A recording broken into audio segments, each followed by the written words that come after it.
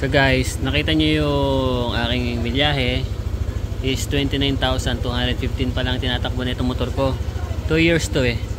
So nagkaroon siya ng tunog helicopter. Nagbiyahe ako ng Baler, pagdating ko ng Baler is tumutunog yung helicopter. Ito, papakita ko sa inyo yung video nung binidyo ko doon, nasa Baler kami. Ito.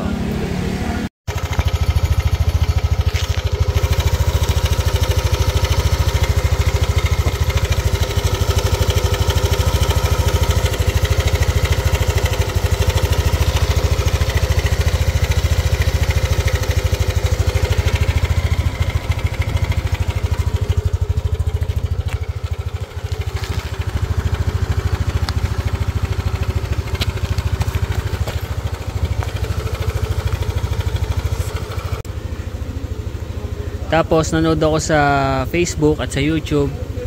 Napanood ko kay Sir Mel, ang ganun daw ay sirain na yung tensioner. So ginawa ko, nagpapalit ako ng tensioner. Ito yung luma akong tensioner. Ito yung pinagpalitan.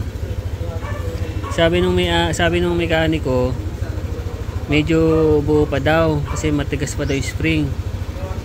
Ngayon, sabi ko, palitan na namin. So nung pinalitan, eto na siya. Wala na yung ingay.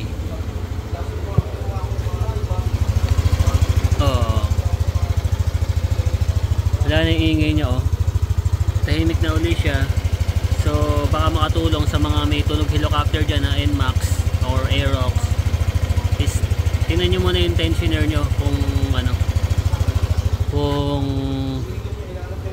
pasira na ba o sira. Nandito yun nandyan.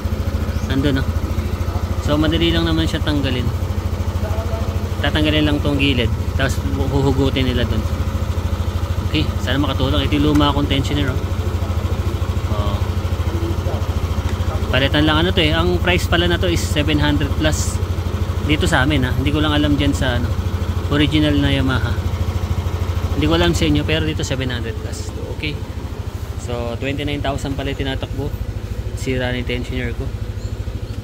Okay, so thank you.